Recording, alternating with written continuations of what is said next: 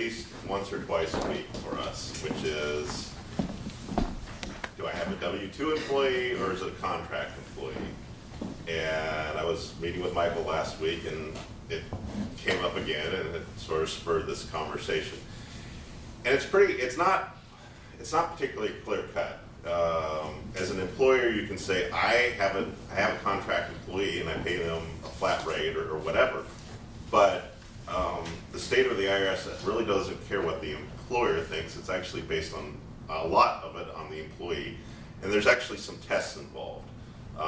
They're a little state unique, but there's also an overall IRS guideline, which is really what I'm kind of going after here.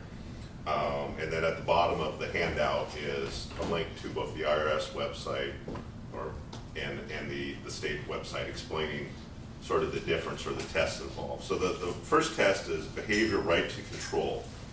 And it's kind of the, and then below that is, and there's some subtests for each one. So it's type of instruction given, when, where to work, tools or equipment to use, what workers to hire, assist, etc. So the higher that level of control, the more likely they are to be a W-2 employee.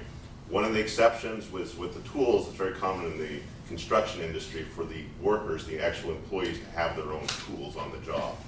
But a lot of times, independent contractors will invest heavily in their own equipment. Degree of instruction, again, so the higher the degree, the more instruction you're giving somebody, the more likely they're a W-2 employee.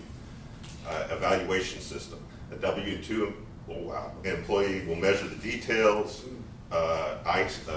Independent contractor, it's more the end result. Training, the more on-job training you get, the more likely they're an employee. Next one is the economic financial reality. I'm just going to kind of run through these quickly. Significant investment. Again, the independent contractor is going to invest heavily in their own equipment. Opportunity for profit and loss. Independent contractor could potentially lose money on the job. So that's a good indicator that they're an independent contractor.